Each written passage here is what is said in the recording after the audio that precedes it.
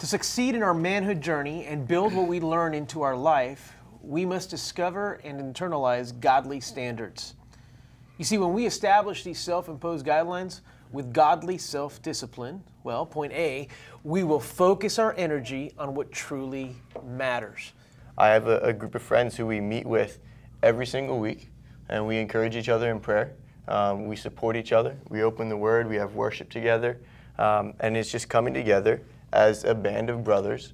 And it's nothing super rigid. We just all come together with intentionality to hang out with each other and pursue the Lord together. I think part of the manhood journey is not only about us individually, but also about us as men giving back to other men. Yes. You know, Yeah. as we take responsibility and say, listen, part of me becoming the man that God wants me to be, or God has destined me to be, is about me giving back. All males want to achieve manhood, but their success depends on whether they're surrounded by older, wiser men or immature males.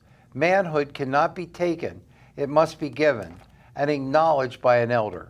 God expects us to be his workers designed to actively get things done for his kingdom. So with that expectation that God has for me, I feel privileged that God would still allow me, this guy, you know what I mean, to do work for his kingdom. God did not call me to be successful. He called me to be faithful. And thankfully, God has shown me little things along there that, yes, you may not see the results right this minute, but they do come down the line. By watching other men that have already ran the race for 20, 30 years, men that have raised families, men that have had successful marriages, men that have had successful careers, men that have had, men of integrity, men of character that have had a long race.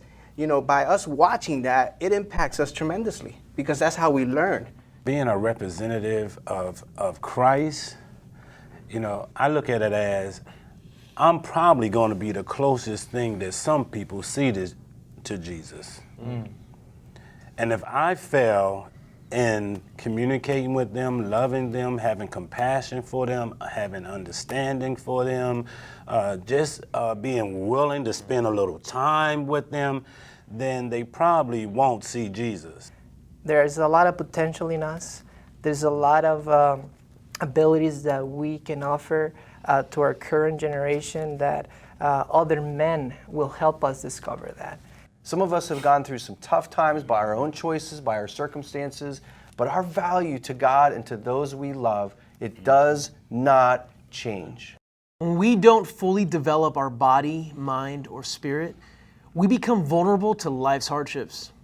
It's important that we develop our unique potential and skills as we work towards God's specific purpose for our life. God has a great life for us.